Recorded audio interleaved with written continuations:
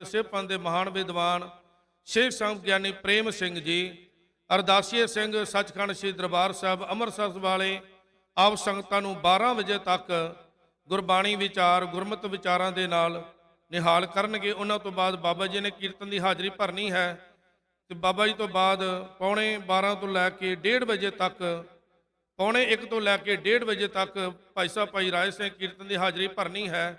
1:30 ਵਜੇ ਤੋਂ ਲੈ ਕੇ 2:30 ਵਜੇ ਤੱਕ ਸਿੱਖਾਂ ਦੇ ਮਹਾਨ ਵਿਦਵਾਨ ਜਿਨ੍ਹਾਂ ਨੇ ਇੱਕ ਹਫ਼ਤਾ ਨਿਰੰਤਰ ਰਾਤਰੀ ਦੀਵਾਨਾਂ ਅੰਦਰ ਹਾਜ਼ਰੀਆਂ ਭਰੀਆਂ ਹਨ, ਸਿੰਘ ਸਾਹਿਬ ਗਿਆਨੀ ਹਰਪਾਲ ਸਿੰਘ ਜੀ, ਹੈੱਡ ਗ੍ਰੰਥੀ ਗੁਰਦੁਆਰਾ ਸ੍ਰੀ ਫਤਿਹਗੜ੍ਹ ਸਾਹਿਬ, ਜਿਨ੍ਹਾਂ ਉੱਤੇ ਮਾਲਕ ਦੀ ਬੜੀ ਕਿਰਪਾ ਬੜੀ ਰਹਿਮਤ ਹੈ।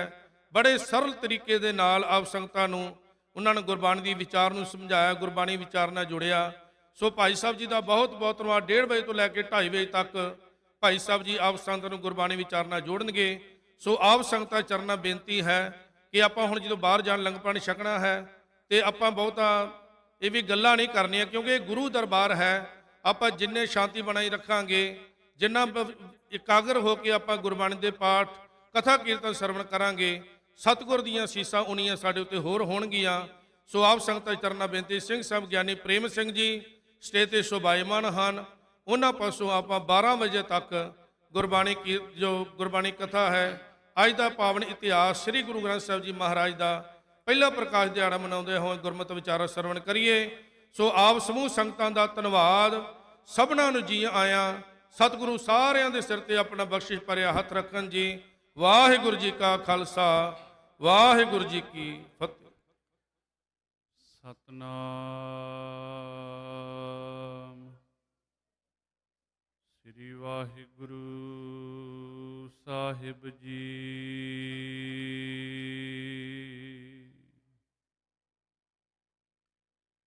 ਬਾਣੀ ਗੁਰੂ ਗੁਰੂ ਹੈ ਬਾਣੀ, ਵਿੱਚ ਬਾਣੀ ਅੰਮ੍ਰਿਤ ਸਾਰੇ।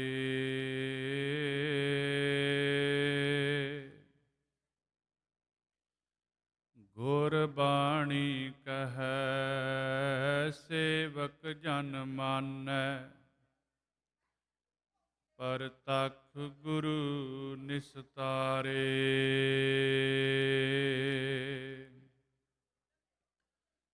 ਹਮ ਅਵਗੁਣ ਭਰੇ ਏਕ ਗੁਣ ਨਾਹੀ, ਅੰਮ੍ਰਿਤ ਛਾਡ ਬਿਖੈ ਬਿਖ ਖਾਈ।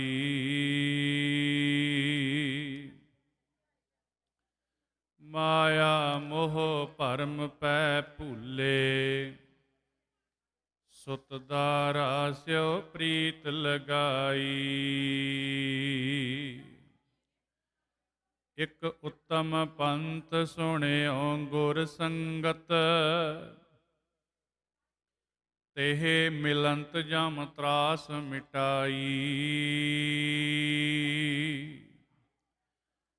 ਇਕ ਅਰਦਾਸ ਪਾਟ ਕੀਰਤ ਕੀ, ਗੁਰ ਰਾਮਦਾਸ ਰਾਖੋ ਸਰਨਾਈ। ਇਕ ਅਰਦਾਸ ਪਾਟ ਕੀਰਤ ਕੀ, ਗੁਰ ਰਾਮਦਾਸ ਰਾਖੋ ਸਰਨਾਈ।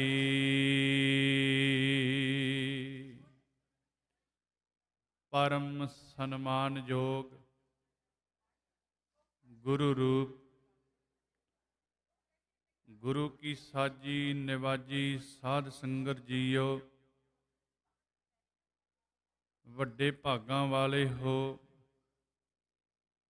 ਦੀਨ ਦਿਆਲ ਸਤਿਗੁਰੂ ਧੰਨ ਧੰਨ ਸ੍ਰੀ ਗੁਰੂ ਗ੍ਰੰਥ ਸਾਹਿਬ ਮਹਾਰਾਜ ਸੱਚੇ ਪਾਤਸ਼ਾਹ ਜੀ ਦੀ ਪਾਵਨ ਪਵਿੱਤਰ ਗੋਦ ਵਿੱਚ ਬੈਠ ਕੇ ਸਤਸੰਗ ਦੀਆਂ ਘੜੀਆਂ ਨੂੰ ਸਫਲਿਆਂ ਕਰ ਰਹੇ ਹੋ।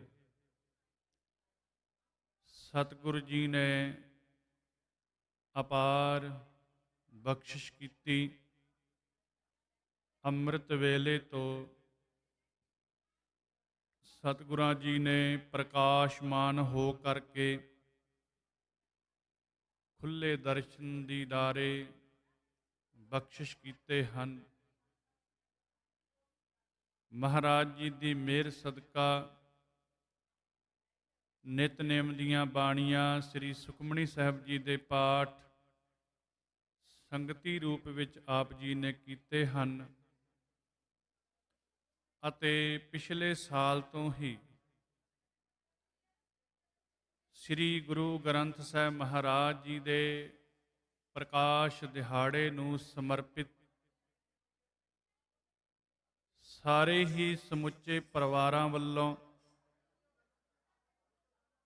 ਸਤਿਗੁਰੂ ਜੀ ਦੀ ਕਿਰਪਾ ਦੇ ਪਾਤਰ ਬਣਦੇ ਹੋਏ ਜੋ ਸ੍ਰੀ ਸਹਿਜ ਪਾਠ ਆਰੰਭ ਹੋਏ ਸਨ, ਸੰਗਤੀ ਰੂਪ ਵਿੱਚ ਅੱਜ ਬੇਅੰਤ ਸ੍ਰੀ ਸਹਿਜ ਪਾਠ ਸਾਹਿਬ ਜੀ ਦੇ ਭੋਗ ਪਏ ਅਤੇ ਕੁਝ ਪ੍ਰਾਣੀਆਂ ਵੱਲੋਂ ਸ੍ਰੀ ਸੁਖਮਨੀ ਸਾਹਿਬ ਜੀ ਦੇ ਵੀ ਪਾਠ ਕੀਤੇ ਗਏ। ਜਪਜੀ ਸਾਹਿਬ ਜੀ ਦੇ ਵੀ ਪਾਠ, ਮੂਲ ਮੰਤਰ, ਗੁਰ ਮੰਤਰ,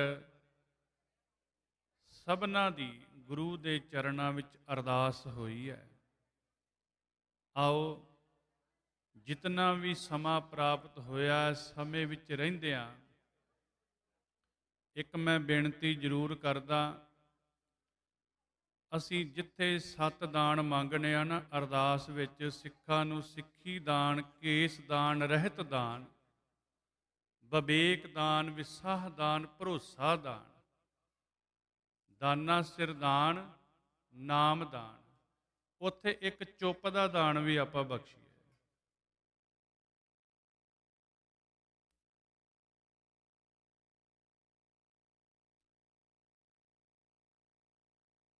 ਦੀ ਮਰਿਆਦਾ ਹੈ। ਇਹ ਪਾਵਨ ਪਵਿੱਤਰ ਸ੍ਰਿਸ਼ਟੀ ਦੇ ਮਾਲਕ ਸ੍ਰੀ ਗੁਰੂ ਗ੍ਰੰਥ ਸਾਹਿਬ ਮਹਾਰਾਜ ਸੱਚੇ ਪਾਤਸ਼ਾਹ ਜੀ ਦਾ ਅਸਥਾਨ ਹੈ।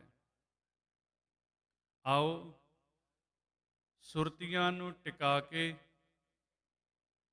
ਗੁਰੂ ਚਰਨਾਂ ਦੇ ਵਿੱਚ ਹਾਜ਼ਰੀਆਂ ਲਵਾਈਏ। ਪਿਆਰ ਸਹਿਤ ਹੱਥ ਜੋੜ ਕੇ ਸਾਰੇ ਆਖੋ ਜੀ, ਵਾਹਿਗੁਰੂ ਜੀ ਕਾ ਖਾਲਸਾ, ਵਾਹਿਗੁਰੂ ਜੀ ਕੀ ਫਤਿਹ।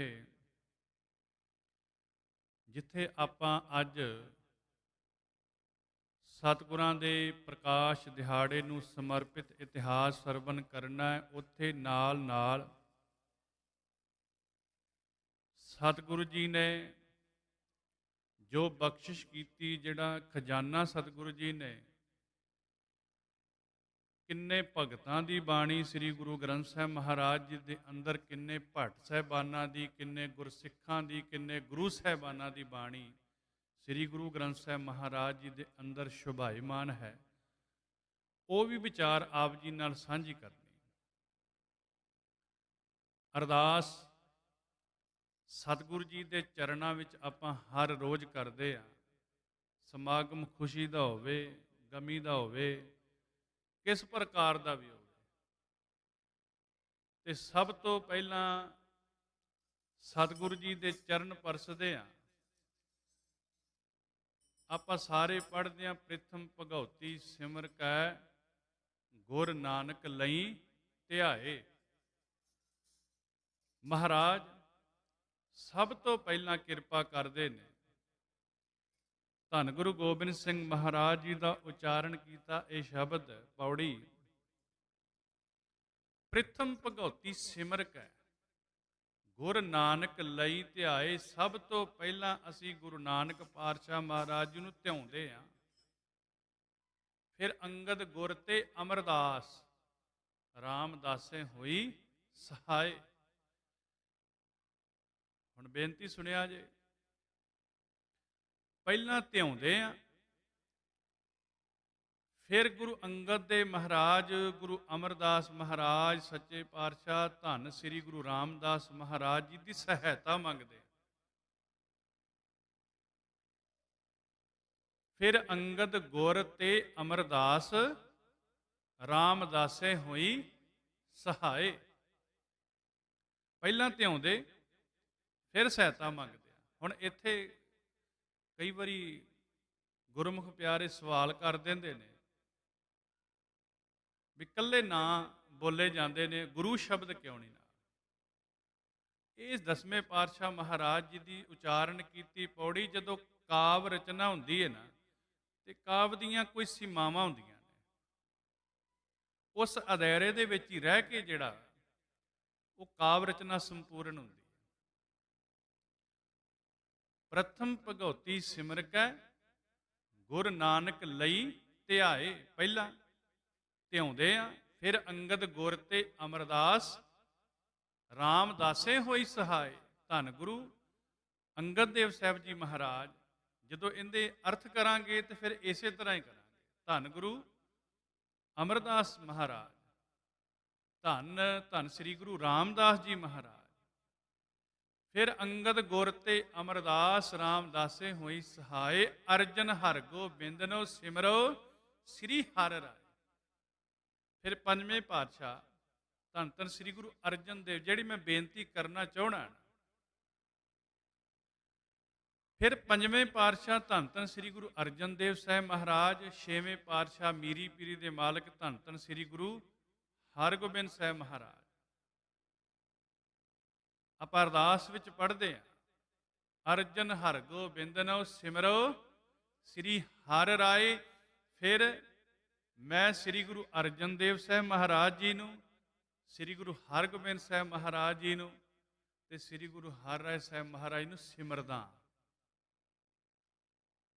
ਸਿਮਰੋ ਸ੍ਰੀ ਹਰਿ ਰਾਏ।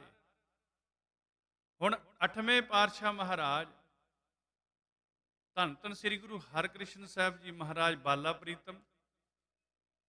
ਨੌਵੇਂ ਪਾਤਸ਼ਾਹ ਸ੍ਰੀ ਗੁਰੂ ਤੇਗ ਬਹਾਦਰ ਸੱਚੇ ਪਾਤਸ਼ਾਹ ਮਹਾਰਾਜ, ਸ੍ਰੀ ਹਰਿਕ੍ਰਿਸ਼ਨ ਧਿਆਈਐ ਜਿਸ ਡਿਠੇ ਸਭ ਦੁੱਖ ਜਾਏ।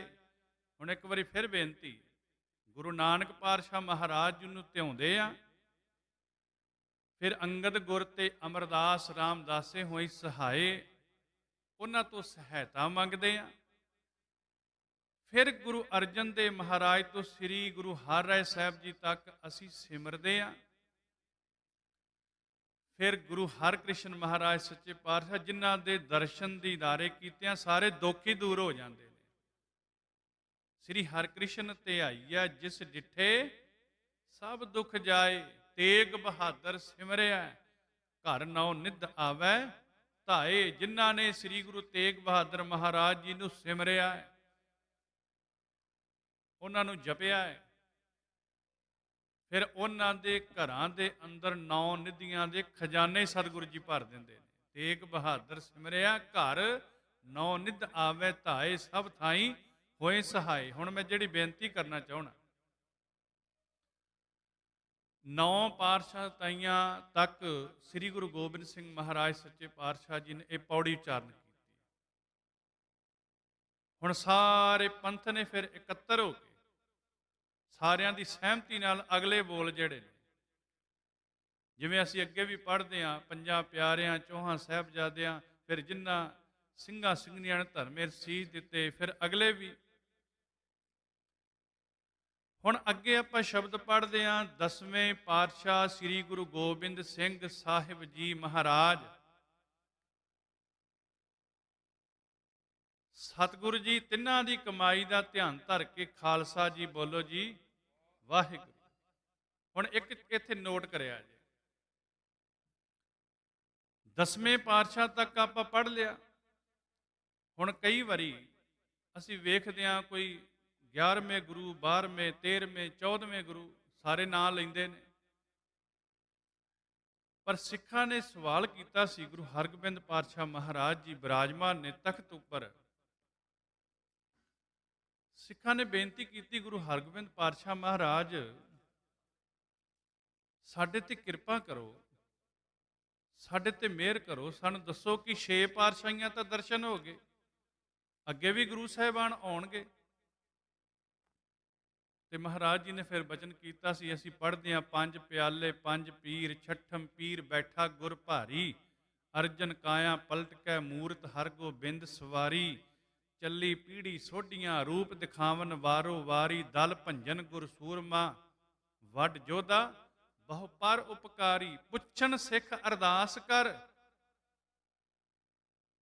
ਹੁਣ ਸਿੱਖਾਂ ਨੇ ਮਹਾਰਾਜ ਚਰਨਾਂ ਪਾਸ ਅਰਦਾਸ ਕੀਤੀ ਕਿ 6 ਪਾਤਸ਼ਾਹੀਆਂ ਤੋਂ ਦਰਸ਼ਨ ਹੋ ਗਏ। ਹੁਣ ਅੱਜ ਸ੍ਰੀ ਗੁਰੂ ਗ੍ਰੰਥ ਸਾਹਿਬ ਮਹਾਰਾਜ ਦਾ ਪਹਿਲਾ ਪ੍ਰਕਾਸ਼ ਦਿਹਾੜਾ ਮਨਾ ਰਿਹਾ। ਮੈਂ ਬੇਨਤੀ ਇਸ ਕਰਕੇ ਲੜੀ ਬਣਾ ਕੇ ਥੋੜੀ ਜਿਹੀ, ਪੁੱਛਣ ਸਿੱਖ ਅਰਦਾਸ ਕਰ 6 ਮਹਿਲਾਂ ਤੱਕ ਦਰਸ ਨਿਹਾਰੀ। ਮਹਾਰਾਜ ਜੀ 6 ਮਹਿਲਾਂ ਤੱਕ ਤਾਂ 6 ਗੁਰੂ ਸਾਹਿਬਾਨਾਂ ਦੇ ਦਰਸ਼ਨ ਹੋ ਗਏ, ਅੱਗੇ ਵੀ ਗੁਰੂ ਸਾਹਿਬਾਨਾਂ ਦੇ ਦਰਸ਼ਨ ਹੋਣਗੇ। ਜੋਤ ਤੇ ਬੈਠਣਗੇ, ਗੱਦੀ ਤੇ ਬੈਠਣਗੇ, ਮਾਲਕ ਬਣਨਗੇ। ਮਹਾਰਾਜ ਜੀ ਕਹਿੰਦੇ ਨੇ ਹਾਂ, ਅਗਮ ਅਗੋਚਰ ਸਤਿਗੁਰੂ ਬੋਲੇ ਮੁਖ ਤੇ ਸੁਣੋ ਸੰਸਾਰੀ। ਸੰਸਾਰ ਦੇ ਲੋਕੋ ਸੁਣਨਾ ਕਰੋ। ਛੇਵੇਂ ਪਾਤਸ਼ਾਹ ਮਹਾਰਾਜ ਜੀ ਨੇ ਬਚਨ ਕੀਤਾ, ਕਲਯੁਗ ਪੀੜੀ ਸੋਢੀਆਂ ਅਬ ਚਲ ਨੀਮ ਉਸਾਰ ਖਲਾਰੀ। ਜਿਸ ਤਰ੍ਹਾਂ ਕਹਿੰਦੇ ਨੇ ਕਲਯੁਗ ਦੇ ਵਿੱਚ ਸੋਢੀਆਂ ਦੀ ਪੀੜੀ ਚੱਲੀ। ਫਿਰ ਅਖੀਰਲਾ ਬਚਨ ਕੀਤਾ ਸੀ, ਜੁਗ ਜੁਗ ਸਤਿਗੁਰ ਧਰੇ ਅਵਤਾਰੀ। ਜੁਗ ਜੁਗ ਤੋਂ ਭਾਵ 2 ਦੂਣੀ 4, 2 ਤੇ 2, 4 ਗੁਰੂ ਸਾਹਿਬਾਨ ਹੋਰ ਗੱਦੀ ਤੇ ਵਿਰਾਜਮਾਨ ਹੋਣਗੇ। 10 ਪਾਤਸ਼ਾਹੀਆਂ ਤੱਕ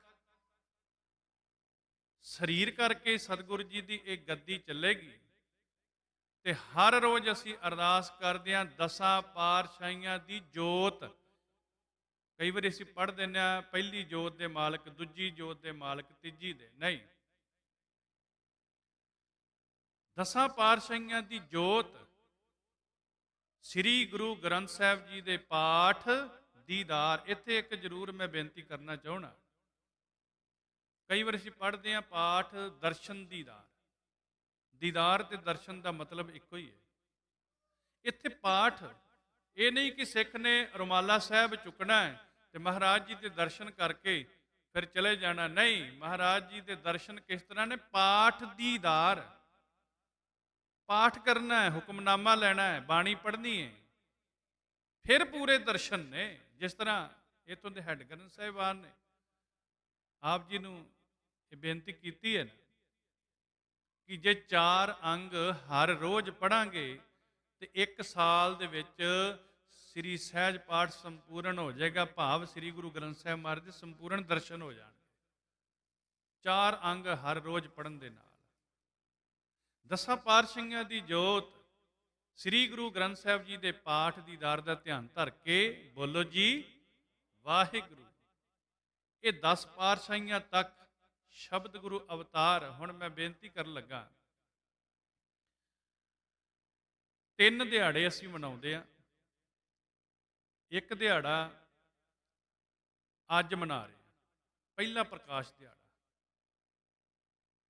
ਤੇ ਦੂਸਰਾ ਦਿਹਾੜਾ ਅਸੀਂ ਮਨਾਉਣੇ ਆ ਗੁਰਤਾ ਗੱਦੀ ਸ੍ਰੀ ਗੁਰੂ ਗ੍ਰੰਥ ਸਾਹਿਬ ਮਹਾਰਾਜ। ਤੇ ਮੈਂ ਉਸ ਦਿਨ ਵੀ ਬੇਨਤੀ ਕੀਤੀ ਸੀ, ਸ਼ਾਮ ਨੂੰ ਵੀ ਬੇਨਤੀ ਕਰਾਂਗਾ, ਜਿਹੜਾ ਇਤਿਹਾਸ ਬਾਕੀ ਰਹਿ ਜਾਏਗਾ। ਪ੍ਰਕਾਸ਼ ਦਿਹਾੜਾ ਸ੍ਰੀ ਗੁਰੂ ਗ੍ਰੰਥ ਸਾਹਿਬ ਮਹਾਰਾਜ ਜਿਹੜਾ ਅੱਜ ਮਨਾ ਰਹੇ ਹਾਂ, ਆਉਣਾ ਤਾਂ ਹਾਲੇ ਅਗਲੇ ਦਿਨਾਂ ਵਿੱਚ, ਪਰ ਅੱਜ ਦੇ ਇਹ ਜਿੰਨੇ ਵੀ ਦੀਵਾਨ ਨੇ ਸਾਰੇ ਸ੍ਰੀ ਗੁਰੂ ਗ੍ਰੰਥ ਸਾਹਿਬ ਮਹਾਰਾਜ ਦੇ ਪ੍ਰਕਾਸ਼ ਦਿਹਾੜੇ ਨੂੰ ਸਮਰਪਿਤ ਹੈ। ਪਹਿਲਾ ਪ੍ਰਕਾਸ਼ ਦਿਹਾੜਾ, ਦੂਸਰਾ ਗੁਰਤਾ ਗੱਦੀ। ਪਰ ਪਹਿਲਾ ਪ੍ਰਕਾਸ਼ ਸੱਚਖੰਡ ਸ੍ਰੀ ਹਰਿਮੰਦਰ ਸਾਹਿਬ ਦੇ ਵਿੱਚ ਹੋਇਆ ਤੇ ਗੁਰਤਾ ਗੱਦੀ ਨੰਦੇੜ ਦੀ ਧਰਤੀ ਸ੍ਰੀ ਹਜੂਰ ਸਾਹਿਬ ਜੀ। ਉੱਥੇ ਮਹਾਰਾਜ ਜੀ ਨੇ ਇਹ ਸਾਰਿਆਂ ਨੂੰ ਹੁਕਮ ਲਾਇਆ ਸੀ, ਅਸੀਂ ਰੋਜ਼ ਪੜ੍ਹਦੇ ਹਾਂ, ਆਗਿਆ ਭਈ ਅਕਾਲ ਕੀ ਤਬੇ ਚਲਾਇਓ ਪੰਥ, ਸਭ ਸਿੱਖਨ ਕੋ ਹੁਕਮ ਹੈ ਗੁਰੂ ਮਾਨਿਓ ਗ੍ਰੰਥ। ਗੁਰੂ ਗ੍ਰੰਥ ਜੀ ਮਾਨਿਓ ਪ੍ਰਗਟ ਗੁਰਾਂ ਕੀ ਦੇਹ, ਜੋ ਪ੍ਰਭ ਕੋ ਮਿਲਬੋ ਚਾਹੈ। ਜਿਸ ਤਰ੍ਹਾਂ ਪਹਿਲਾਂ ਬੇਨਤੀ ਕੀਤੀ ਹੈ ਕਿ ਦਰਸ਼ਨ ਸੰਪੂਰਨ ਤਾਂ ਹੀ ਹੈ ਜੇ ਨਾਲ ਪਾਠ ਵੀ ਕਰਨਾ ਹੈ। ਰੁਮਾਲਾ ਸਾਹਿਬ ਚੁੱਕ ਕੇ ਇਕੱਲੇ ਨਹੀਂ, ਜੋ ਪ੍ਰਭ ਕੋ ਮਿਲਬੋ ਚਾਹੈ ਖੋਜ ਸ਼ਬਦ ਮੈਂ ਲਹੇ। ਜਿਹੜਾ ਮੈਨੂੰ ਮਿਲਣਾ ਚਾਹੁੰਦਾ ਉਹ ਸ਼ਬਦ ਦੀ ਖੋਜ ਕਰੇ, ਵਿਚਾਰ ਕਰੇ। ਇਹ ਪਹਿਲਾ ਪ੍ਰਕਾਸ਼ ਦਿਹਾੜਾ ਸੱਚਖੰਡ ਸ੍ਰੀ ਹਰਿਮੰਦਰ ਸਾਹਿਬ ਜੀ, ਗੁਰਤਾ ਗੱਦੀ ਨੰਦੇੜ ਦੀ ਧਰਤੀ ਤੇ ਇੱਕ ਦਿਹਾੜਾ ਸੀ ਗੁਰੂ ਗ੍ਰੰਥ ਸਾਹਿਬ ਮਹਾਰਾਜ ਦਾ ਹੋਰ ਮਨਾਉਂਦੇ ਆ, ਪਿਛਲੇ ਕੁਝ ਸਾਲਾਂ ਤੋਂ ਮਨਾਉਣ ਲੱਗੇ ਆ। ਉਹ ਇਹ ਸੰਪੂਰਨਤਾ ਦਿਵਸ। ਹਰ ਇੱਕ ਗੁਰੂ ਸਾਹਿਬਾਨ ਦਾ ਪ੍ਰਕਾਸ਼ ਦਿਹਾੜਾ ਹੈ, ਗੁਰਤਾ ਗੱਦੀ ਹੈ, ਤੇ ਤੀਸਰਾ ਜੋਤੀ ਜੋਤ ਹੈ। ਪਰ ਗੁਰੂ ਗ੍ਰੰਥ ਸਾਹਿਬ ਮਹਾਰਾਜ ਦਾ ਨਾਂ ਜੋਤੀ ਜੋਤ ਅਸੀਂ ਮਨਾਇਆ ਤੇ ਨਾ ਮਨਾਵਾਂਗੇ। ਗੁਰੂ ਗ੍ਰੰਥ ਸਾਹਿਬ ਮਹਾਰਾਜ ਦੇ ਵੀ 3 ਦਿਹਾੜੇ, ਪ੍ਰਕਾਸ਼ ਦਿਹਾੜਾ, ਗੁਰਤਾ ਗੱਦੀ ਤੇ ਇੱਕ ਸੰਪੂਰਨਤਾ ਦਿਵਸ। ਸੰਪੂਰਨਤਾ ਦਿਵਸ ਕੀ ਹੈ? ਗੁਰੂ ਗੋਬਿੰਦ ਸਿੰਘ ਮਹਾਰਾਜ ਸੱਚੇ ਪਾਤਸ਼ਾਹ ਸ੍ਰੀ ਅਨੰਦਪੁਰ ਸਾਹਿਬ ਦੀ ਧਰਤੀ ਤੇ ਬਿਰਾਜਮਾਨ ਹੈ। ਉੱਥੇ ਕਿਸੇ ਸਿੱਖ ਨੇ ਬਾਣੀ ਦੀ ਲਾਮ ਦਲਾਵਾਂ ਗਲਤ ਪੜ੍ਹ ਦਿੱਤੀ। ਕਰਤੇ ਕੀ ਮਿਤ ਕਰਤਾ ਜਾਣੈ, ਕਹਿ ਜਾਣੇ ਗੁਰ ਸੂਰਾ, ਉਹਨੇ ਕੇ ਪੜ੍ਹਤਾ। ਤੇ ਸਿੱਖਾਂ ਨੇ ਮਹਾਰਾਜ ਜੀ ਪਾਸ ਬੇਨਤੀ ਕੀਤੀ ਕਿ ਲਾਵਾਂ ਦੀਆਂ ਦਲਾਵਾਂ ਜਿਹੜੀਆਂ ਨੇ, ਤੇ ਦੁਲਾਵਾਂ ਦੀਆਂ ਲਾਵਾਂ ਸਿੱਖ ਪੜ੍ਹੀ ਜਾ ਰਹੇ ਨੇ। ਤੇ ਮਹਾਰਾਜ ਜੀ ਨੇ ਫਿਰ ਤਾੜਨਾ ਕੀਤੀ, ਤਾੜਨਾ ਵੀ ਸਖਤ ਕੀਤੀ ਸੱਚੇ ਪਾਤਸ਼ਾਹ ਜੀ ਨੇ। ਪਰ ਉਹ ਸਿੱਖ ਨੇ ਆ ਕੇ ਮਹਾਰਾਜ ਚਰਨਾਂ ਪਾਸ ਬੇਨਤੀ ਕੀਤੀ, ਸੱਚੇ ਪਾਤਸ਼ਾਹ ਹੁਣ ਕਿਰਪਾ ਕਰੋ, ਮਿਹਰ ਕਰੋ, ਜੇ ਇੰਨਾ ਹੀ ਅਰਥ ਦਾ ਅਨਰਥ ਹੋ ਜਾਂਦਾ ਹੈ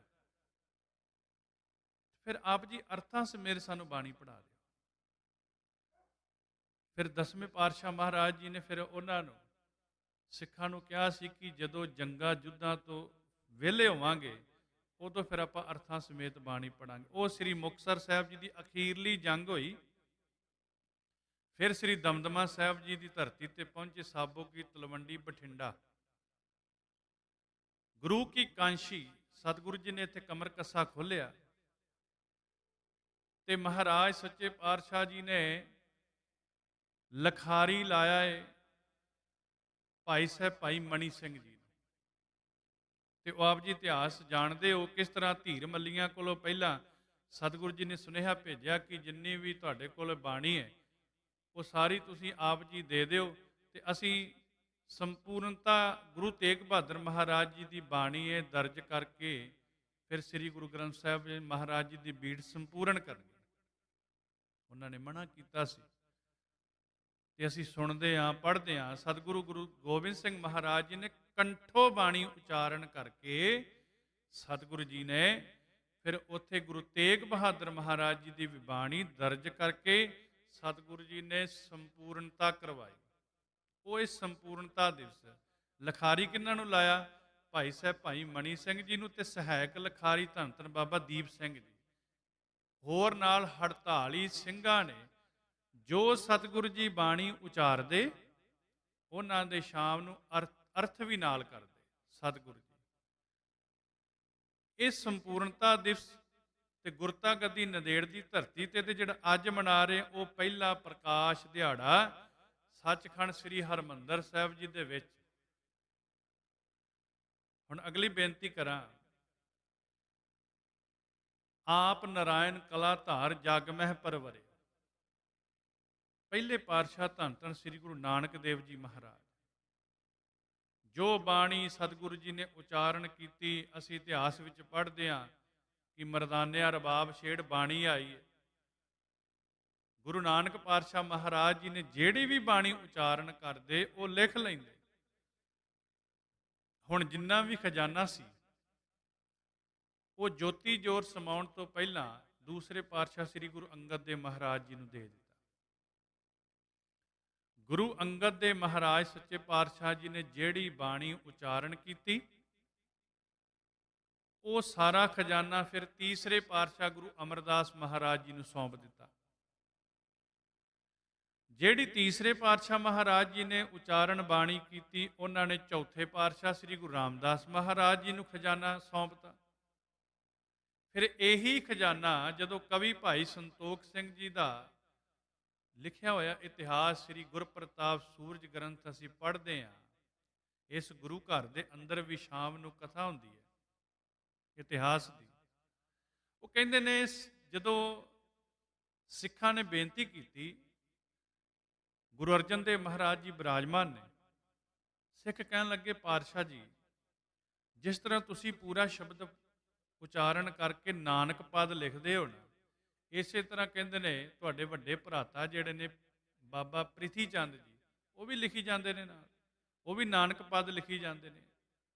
ਭਾਵ ਕਿ ਨਕਲੀ ਬਾਣੀ ਉਚਾਰਨ ਕਰ ਰਹੇ ਨੇ। ਤੇ ਮਹਾਰਾਜ ਜੀ ਇਹ ਕਿਵੇਂ ਭੇਤ ਜਿਹੜਾ ਅੱਗੇ ਬਣੇਗਾ?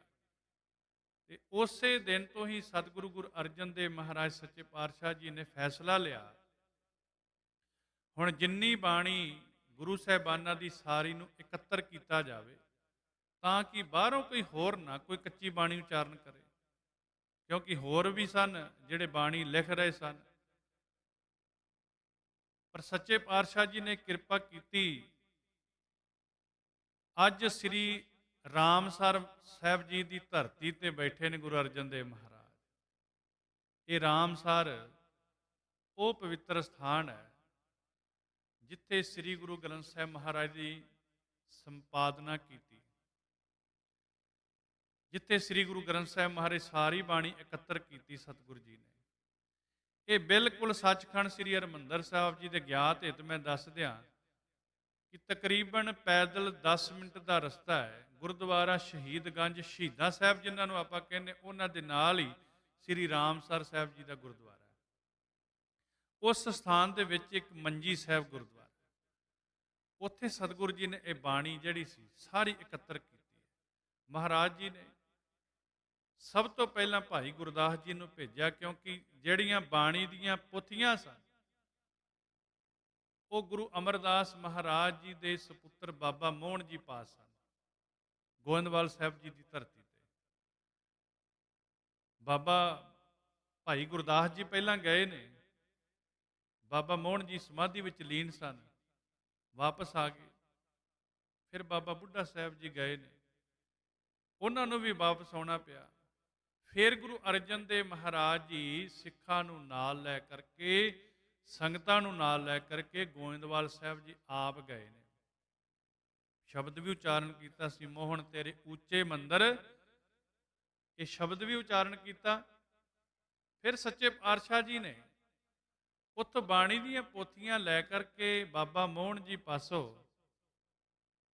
ਫਿਰ ਇਹ ਸ੍ਰੀ ਰਾਮਸਰ ਸਾਹਿਬ ਜੀ ਦੀ ਧਰਤੀ ਤੇ ਪਹੁੰਚੇ। ਹੁਣ ਇੱਥੇ ਹੋਰ ਵੀ ਜਿਹੜੇ ਸਿੱਖਾਂ ਦੇ ਕੋਲ ਸਤਿਗੁਰੂ ਜੀ ਦੀਆਂ ਪਵਿੱਤਰ ਬਾਣੀ ਸੀ, ਉਹ ਵੀ ਮਹਾਰਾਜ ਸੱਚੇ ਪਾਤਸ਼ਾਹ ਜੀ ਨੇ ਵਿੱਚ ਦਰਜ ਕੀਤੀ। 11 ਭੱਟ ਸਾਹਿਬਾਨਾਂ ਦੀ ਬਾਣੀ ਦਰਜ ਕੀਤੀ ਸ੍ਰੀ ਗੁਰੂ ਗ੍ਰੰਥ ਸਾਹਿਬ ਮਹਾਰਾਜ ਜੀ ਦੇ ਅੰਦਰ। 15 ਭਗਤਾਂ ਦੀ ਬਾਣੀ ਦਰਜ ਕੀਤੀ। ਤੇ ਮੈਂ ਕਈ ਵਾਰੀ ਬੇਨਤੀ ਕਰਦਾ, ਵੇਖੋ ਸਤਿਗੁਰੂ ਜੀ ਨੇ ਆਪਣਾ ਨਾਮ ਭਾਵੇਂ ਕਿਤੇ ਵੀ ਨਹੀਂ ਲਿਖਿਆ, ਕਿਉਂਕਿ ਹਰ ਇੱਕ ਗੁਰੂ ਸਾਹਿਬਾਨ ਜੀ ਨੇ ਜਦੋਂ ਵੀ ਬਾਣੀ ਉਚਾਰਨ ਕੀਤੀ ਤੇ ਨਾਨਕ ਪਦ ਲਿਖਿਆ। ਸ਼ਬਦ ਜਦੋਂ ਵੀ ਅਸੀਂ ਸੰਪੂਰਨ ਹੁੰਦਾ ਹੈ, ਉਦੋਂ ਨਾਨਕ ਪਦ ਆਉਂਦਾ ਹੈ। ਭਾਵੇਂ ਗੁਰੂ ਅਰਜਨ ਦੇਵ ਮਹਾਰਾਜ ਦੀ ਬਾਣੀ ਹੈ, ਭਾਵੇਂ ਸ੍ਰੀ ਗੁਰੂ ਰਾਮਦਾਸ ਮਹਾਰਾਜ ਦੀ ਬਾਣੀ, ਆਪਣਾ ਨਾਮ ਕਿਤੇ ਨਹੀਂ। ਪਰ ਜਦੋਂ ਭਗਤ ਸਾਹਿਬਾਨਾਂ ਦੀ ਬਾਣੀ ਲਿਖਣ ਲੱਗੇ ਨੇ, ਉਸ ਟਾਈਮ ਕਿੰਨਾ ਸਤਿਕਾਰ ਦਿੱਤਾ। ਬਾਣੀ ਭਗਤ ਕਬੀਰ ਸਾਹਿਬ ਜੀ, ਬਾਣੀ ਭਗਤ ਬਾਬਾ ਫਰੀਦ ਸਾਹਿਬ ਜੀ ਦੀ, ਬਾਣੀ ਭਗਤ ਰਵਿਦਾਸ ਜੀ ਕੀ, ਇੰਨੇ ਸਤਿਕਾਰ ਨਾਲ ਭਗਤ ਸਾਹਿਬਾਨਾਂ ਦਾ ਨਾਮ ਲਿਖਿਆ ਸ੍ਰੀ ਗੁਰੂ ਗ੍ਰੰਥ ਸਾਹਿਬ ਮਹਾਰਾਜ ਜੀ ਦੇ ਅੰਦਰ। ਸੱਚੇ ਪਾਤਸ਼ਾਹ ਜੀ ਨੇ ਜਿੱਥੇ 11 ਭੱਟ ਸਾਹਿਬਾਨ, 15 ਭਗਤ ਤੇ 4 ਗੁਰਸਿੱਖਾਂ ਦੀ ਵੀ ਬਾਣੀ ਸ੍ਰੀ ਗੁਰੂ ਗ੍ਰੰਥ ਸਾਹਿਬ ਮਹਾਰਾਜ ਦੇ ਅੰਦਰ ਦਰਜ ਕੀਤੀ, ਤੇ 6 ਗੁਰੂ ਸਾਹਿਬਾਨਾਂ ਦੀ ਬਾਣੀ ਸ੍ਰੀ ਗੁਰੂ ਗ੍ਰੰਥ ਸਾਹਿਬ ਮਹਾਰਾਜ ਦੇ ਅੰਦਰ ਦਰਜ ਹੈ। ਪਹਿਲੀ ਪਾਤਸ਼ਾਹੀ ਤੋਂ ਲੈ ਕੇ 5ਵੇਂ ਪਾਤਸ਼ਾਹ ਤੇ ਫਿਰ ਸ੍ਰੀ ਗੁਰੂ ਤੇਗ ਬਹਾਦਰ ਮਹਾਰਾਜ ਸੱਚੇ ਪਾਤਸ਼ਾਹ, ਜੋ ਸ੍ਰੀ ਦਮਦਮਾ ਸਾਹਿਬ ਧਰਤੀ ਤੇ ਸਤਿਗੁਰੂ ਜੀ ਨੇ ਬਾਣੀ ਦਰਜ ਕੀਤੀ, ਸ੍ਰੀ ਗੁਰੂ ਤੇਗ ਬਹਾਦਰ ਮਹਾਰਾਜ। ਹੁਣ ਮਹਾਰਾਜ ਸੱਚੇ ਪਾਤਸ਼ਾਹ ਜੀ ਨੇ ਬਾਣੀ ਸਾਰੀ ਇਕੱਤਰ ਕਰ ਲਈ, ਬਾਣੀ ਲਿਖ ਲਈ ਸਾਰੀ। ਉੱਥੇ ਸ੍ਰੀ ਗੁਰੂ ਗੋਬਿੰਦ ਸਿੰਘ ਮਹਾਰਾਜ ਨੇ ਲਿਖਾਰੀ ਲਾਇਆ ਭਾਈ ਸਾਹਿਬ ਭਾਈ ਮਨੀ ਸਿੰਘ ਜੀ ਨੂੰ। ਇੱਥੇ ਗੁਰੂ ਅਰਜਨ ਦੇਵ ਮਹਾਰਾਜ ਜੀ ਨੇ ਪਹਿਲੇ ਲਿਖਾਰੀ ਲਾਇਆ ਭਾਈ ਗੁਰਦਾਸ ਜੀ ਨੂੰ। ਪਹਿਲੇ ਲਿਖਾਰੀ ਲਾ ਕੇ ਬਾਣੀ ਸਾਰੀ ਲਿਖਵਾਈ ਹੈ। ਸਤਿਗੁਰੂ ਗੁਰੂ ਅਰਜਨ ਦੇਵ ਮਹਾਰਾਜ ਸੱਚੇ ਪਾਤਸ਼ਾਹ ਜੀ ਨੇ ਹੁਣ ਇੱਕ ਹੋਰ ਮਨ ਵਿੱਚ ਵਿਚਾਰ ਕਰਦੇ, ਕਹਿੰਦੇ ਨੇ ਬਾਣੀ ਇਕੱਤਰ ਹੋ ਗਈ, ਲਿਖੀ ਗਈ ਬਾਣੀ। ਹੁਣ ਇਸ ਬਾਣੀ ਨੂੰ, ਤੇ ਮੈਂ ਕਈ ਵਾਰੀ ਬੇਨਤੀ ਕਰਦਾ, ਭਾਵੇਂ ਸਤਿਗੁਰੂ ਜੀ ਨੇ ਪੋਥੀ ਪਰਮੇਸ਼ਰ ਕਾ ਥਾਨ ਇਹ ਉਸ ਟਾਈਮ ਸ਼ਬਦ ਵਰਤਿਆ, ਗੁਰਬਾਣੀ ਦੇ ਅੰਦਰ ਵੀ ਹੈ, ਪਰ ਅਸੀਂ ਜਿਹੜਾ ਹੈ ਉਹ ਅਸੀਂ ਕਹਿੰਦੇ ਹਾਂ ਸ੍ਰੀ ਗੁਰੂ ਗ੍ਰੰਥ ਸਾਹਿਬ ਮਹਾਰਾਜ ਜੀ। ਗ੍ਰੰਥ ਦਾ ਜਿਹੜਾ ਹੈ ਉਹ ਮੀਨਿੰਗ ਹੈ, ਇਹ ਗੰਢ, ਭਾਵ ਕਿ ਸ੍ਰੀ ਗੁਰੂ ਗ੍ਰੰਥ ਸਾਹਿਬ ਮਹਾਰਾਜ ਜੀ ਗਿਆਨ ਦੀ ਗੰਢ ਹਨ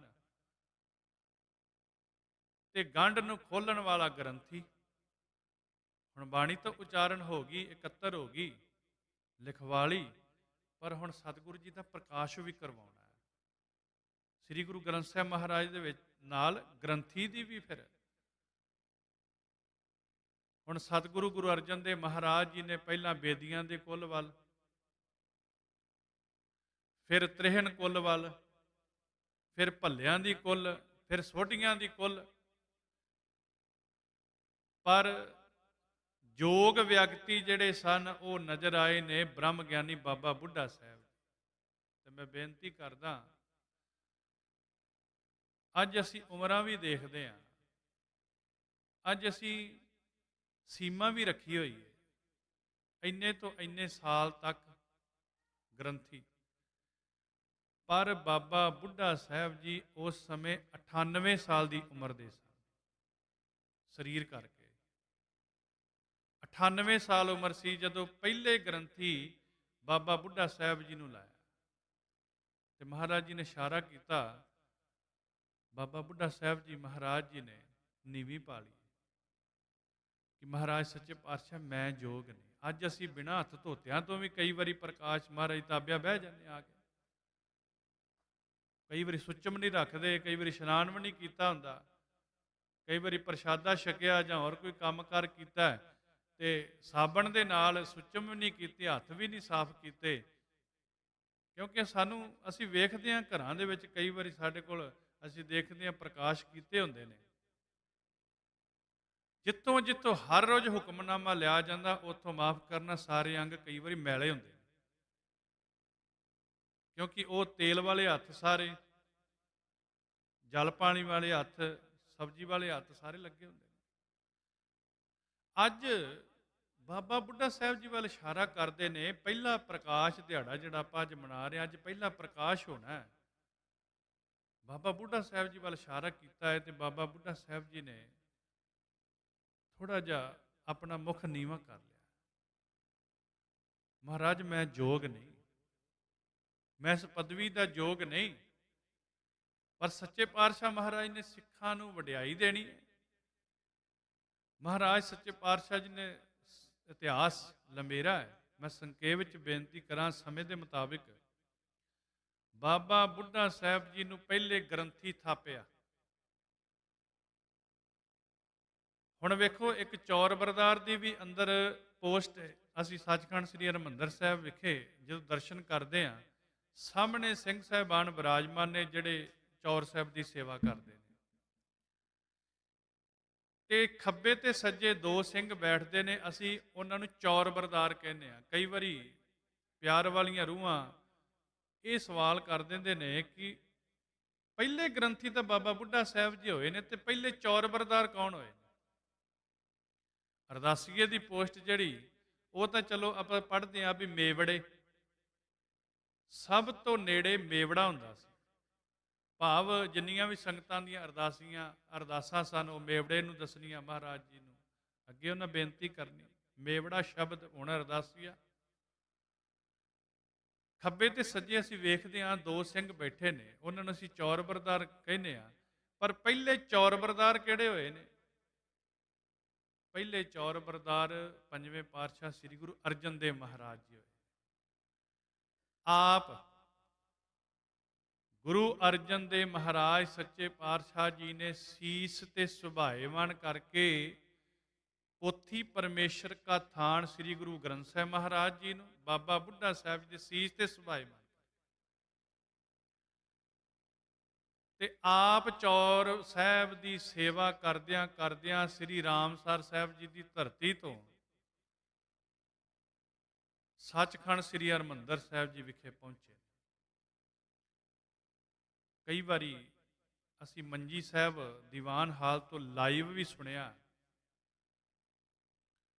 ਜਦੋਂ ਸਵੇਰ ਦੀ ਅੰਮ੍ਰਿਤ ਵੇਲੇ ਦੀ ਕਥਾ ਹੁੰਦੀ ਹੈ। ਅਕਸਰ ਹੀ ਮੇਰੇ ਉਸਤਾਦ ਜੀ ਸਿੰਘ ਸਾਹਿਬ ਗਿਆਨੀ ਜਗਤਾਰ ਸਿੰਘ ਜੀ, ਹੈੱਡ ਗ੍ਰੰਥੀ ਸੱਚਖੰਡ ਸ੍ਰੀ ਹਰਿਮੰਦਰ ਸਾਹਿਬ, ਉਹ ਅਕਸਰ ਹੀ ਇਹ ਬੇਨਤੀ ਸੰਗਤਾਂ ਨੂੰ ਕਰਦੇ ਨੇ ਕਹਿੰਦੇ ਨੇ ਸੱਚਖੰਡ ਸ੍ਰੀ ਹਰਿਮੰਦਰ ਸਾਹਿਬ ਜੀ ਦੇ ਅੰਦਰ ਜਿਸ ਤਰ੍ਹਾਂ ਅਸੀਂ ਬਾਹਰਲੇ ਮੰਦਰਾਂ ਤੇ ਦੇਖਦੇ ਆ ਨਾ, ਸ਼ਿਵਾਲਿਆ ਮੰਦਰ, ਸ਼ਿਵ ਜੀ ਦਾ ਚਿੰਨ੍ਹ ਅੰਦਰ, ਕ੍ਰਿਸ਼ਨਾ ਮੰਦਰ, ਕ੍ਰਿਸ਼ਨ ਭਗਵਾਨ ਜੀ ਦੀ ਮੂਰਤੀ, ਇਸ ਪ੍ਰਕਾਰ ਕਹਿੰਦੇ ਨੇ ਹੁਣ ਸੱਚਖੰਡ ਸ੍ਰੀ ਹਰਿਮੰਦਰ ਸਾਹਿਬ ਹਰੀ ਮੰਦਰ ਦੇ ਅੰਦਰ ਵੀ ਹਰੀ ਦੀ ਮੂਰਤੀ ਸਥਾਪਿਤ ਕਰਨੀ।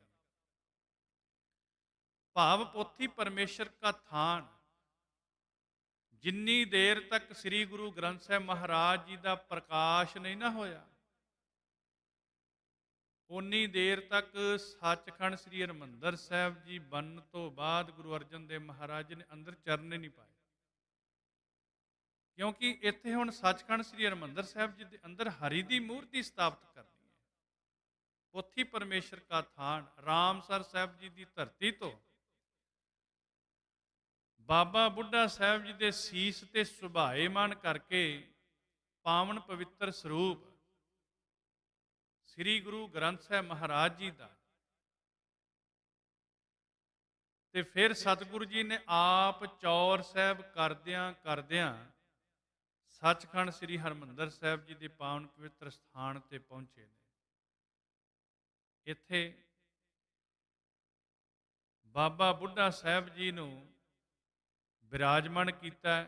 ਸਭ ਤੋਂ ਪਹਿਲਾਂ ਸ੍ਰੀ ਗੁਰੂ ਗ੍ਰੰਥ ਸਾਹਿਬ ਮਹਾਰਾਜ ਜੀ ਦੇ ਚਰਨ ਪਏ, ਫਿਰ ਗੁਰੂ ਅਰਜਨ ਦੇਵ ਮਹਾਰਾਜ ਜੀ ਨੇ ਪਾਏ। ਕਿਉਂਕਿ ਅਸੀਂ ਦੇਖਦੇ ਹਾਂ ਜਦੋਂ ਵੀ ਪ੍ਰਕਾਸ਼ ਅਸੀਂ ਕਰਵਾਉਣੇ ਆ ਘਰ ਵਿਖੇ, ਗੁਰੂ ਗ੍ਰੰਥ ਸਾਹਿਬ ਮਹਾਰਾਜ ਦਾ ਸਰੂਪ ਜਦੋਂ ਸਾਡੇ ਘਰ ਵਿੱਚ ਮਹਾਰਾਜ ਜੀ ਆਉਂਦੇ ਨੇ, ਤੇ ਜਿਸ ਦੇ ਸੀਸ ਉੱਪਰ ਸੁਭਾਏਮਾਨ ਹੁੰਦਾ ਹੈ ਸ੍ਰੀ ਗੁਰੂ ਗ੍ਰੰਥ ਸਾਹਿਬ ਮਹਾਰਾਜ, ਸਭ ਤੋਂ ਪਹਿਲਾਂ ਉਹ ਹੀ ਅੰਦਰ ਜਾਂਦੇ ਨੇ। ਚੌਰ ਸਾਹਿਬ ਵਾਲਾ ਸਿੰਘ ਪਿੱਛੋਂ ਆਉਂਦਾ। ਫਿਰ ਸ੍ਰੀ ਗੁਰੂ ਗ੍ਰੰਥ ਸਾਹਿਬ ਮਹਾਰਾਜ ਦਾ ਪ੍ਰਕਾਸ਼ ਕਰਵਾਉਣ ਤੋਂ ਪਹਿਲਾਂ ਬਾਬਾ ਬੁੱਢਾ ਸਾਹਿਬ ਜੀ ਤਾਬਿਆਂ ਤੇ ਵਿਰਾਜਮਾਨ ਹੋਏ। ਗੁਰੂ ਅਰਜਨ ਦੇਵ ਮਹਾਰਾਜ ਸੱਚੇ ਪਾਤਸ਼ਾਹ ਜੀ ਨਾਲ ਬੈਠੇ ਨੇ, ਤੇ ਬਾਬਾ ਬੁੱਢਾ ਸਾਹਿਬ ਜੀ ਨੇ ਗੁਰੂ ਅਰਜਨ ਦੇਵ ਮਹਾਰਾਜ ਵੱਲ ਵੇਖਿਆ, ਤੇ ਗੁਰੂ ਅਰਜਨ ਦੇਵ ਮਹਾਰਾਜ ਜੀ ਨੇ ਫਿਰ ਫਰਮਾਨ ਕੀਤਾ ਸੀ, ਕਹਿੰਦੇ ਬੁੱਢਾ ਸਾਹਿਬ ਖੋਲੋ ਗ੍ਰੰਥ, ਲਿਹੋ ਆਵਾਜ਼, ਸੁਣੇ ਸਭ ਪੰਥ। ਅੱਜ ਅਸੀਂ ਮੁੱਖ ਵਾਕ ਵੀ ਕਹਿੰਦੇ ਆ, ਹੁਕਮਨਾਮਾ ਵੀ ਕਹਿੰਦੇ ਆ, ਪਰ ਉਦੋਂ ਆਵਾਜ਼ਾਂ ਕਿਹਾ ਜਾਂਦਾ ਸੀ। ਹੁਣ ਤੱਕ ਪਿੰਡਾਂ ਦੇ ਵਿੱਚ ਰਿਵਾਜ ਸੀ ਆਵਾਜ਼ਾਂ, ਉਦੋਂ ਆਵਾਜ਼ਾਂ ਕਿਹਾ ਜਾਂਦਾ। ਬੁੱਢਾ ਸਾਹਿਬ ਖੋਲੋ ਗ੍ਰੰਥ, ਅੱਜ ਅਸੀਂ ਕਹਿੰਦੇ ਪ੍ਰਕਾਸ਼ ਕਰਨਾ, ਉਦੋਂ ਮਹਾਰਾਜ ਸ਼ਬਦ ਵਰਤਿਆ ਸੀ ਖੋਲਣਾ। ਬੁੱਢਾ ਸਾਹਿਬ ਖੋਲੋ ਗ੍ਰੰਥ, ਭਾਵ ਸ੍ਰੀ ਗੁਰੂ ਗ੍ਰੰਥ ਸਾਹਿਬ ਮਹਾਰਾਜ ਦਾ ਪ੍ਰਕਾਸ਼ ਕਰੋ। ਲਿਹੋ ਆਵਾਜ਼, ਭਾਵ ਤੁਸੀਂ ਹੁਕਮਨਾਮਾ ਲਵੋ। ਸੁਣੇ ਸਭ ਪੰਥ, ਸਾਰੀ ਸੰਗਤ ਜਿੰਨਾ ਪੰਥ ਹੈ ਉਹ ਸਾਰਾ ਇਸ ਹੁਕਮਨਾਮੇ ਨੂੰ ਸਰਵਣ ਕਰੇਗਾ। ਤੇ ਬਾਬਾ ਬੁੱਢਾ ਸਾਹਿਬ ਜੀ ਨੇ ਫਿਰ ਪ੍ਰਕਾਸ਼ ਕੀਤਾ। ਹੁਕਮਨਾਮਾ ਆਇਆ ਸੂਹੀ ਮਹੱਲਾ ਚੌਥਾ, ਸੰਤਾਂ ਕੇ ਕਾਰਜ ਆਪ ਖਲੋਆ, ਹਰ ਕੰਮ ਕਰਾਵਨ ਆਇਆ ਰਾਮ। ਇਹ ਸੀ ਪਹਿਲਾ ਹੁਕਮਨਾਮਾ ਸੱਚਖੰਡ ਸ੍ਰੀ ਹਰਿਮੰਦਰ ਸਾਹਿਬ ਜੀ ਦੇ ਅੰਦਰ। ਸੰਤਾਂ ਕੇ ਕਾਰਜ ਆਪ ਖਲੋਆ, ਹਰ ਕੰਮ ਕਰਾਵਨ ਆਇਆ ਰਾਮ। ਤੇ ਜਦੋਂ ਸੰਪੂਰਨਤਾ ਸ੍ਰੀ ਗੁਰੂ ਗੋਬਿੰਦ ਸਿੰਘ ਮਹਾਰਾਜ ਨੇ ਕੀਤੀ ਹੈ, ਉਸ ਟਾਈਮ ਵੀ ਹੁਕਮਨਾਮਾ ਆਇਆ ਸੀ ਟੋਡੀ ਮਹੱਲਾ ਪੰਜਵਾਂ, ਸਤਿਗੁਰ ਆਇਓ ਸਰਨ ਤੁਹਾਰੀ, ਮਿਲੇ ਸੂਖ ਨਾਮ ਹਰ ਸੋਭਾ, ਚਿੰਤਾ ਲਾਹੇ ਹਮਾਰੀ। ਅੱਜ ਬਾਬਾ ਬੁੱਢਾ ਸਾਹਿਬ ਜੀ ਨੇ ਪ੍ਰਕਾਸ਼ ਕੀਤਾ ਹੈ। ਇੱਕੋ ਬੇਨਤੀ ਮੈਂ ਆਪ ਜੀ ਨਾਲ ਸਾਂਝੀ ਕਰਕੇ ਫਿਰ ਸਮਾਪਤੀ ਹੈ, ਬਾਬਾ ਜੀ ਪਹੁੰਚ ਗਏ ਨੇ। ਹੁਣ ਜਦੋਂ ਸ਼ਾਮਾਂ ਪਈਆਂ ਨੇ ਤੇ ਬਾਬਾ ਬੁੱਢਾ ਸਾਹਿਬ ਜੀ ਨੇ ਬੇਨਤੀ ਕੀਤੀ, ਸਤਿਗੁਰੂ ਗੁਰੂ ਅਰਜਨ ਦੇਵ ਮਹਾਰਾਜ ਸੱਚੇ ਪਾਤਸ਼ਾਹ ਪ੍ਰਕਾਸ਼ ਹੋ ਗਿਆ ਸ੍ਰੀ ਗੁਰੂ ਗ੍ਰੰਥ ਸਾਹਿਬ ਮਹਾਰਾਜ। ਹੁਣ ਮਹਾਰਾਜ ਜੀ ਨੇ ਆਰਾਮ ਵੀ ਕਰਨਾ ਹੈ, ਸੁਖਾਸਨ ਉਹ ਕਿੱਥੇ ਕਰਨਾ ਹੈ?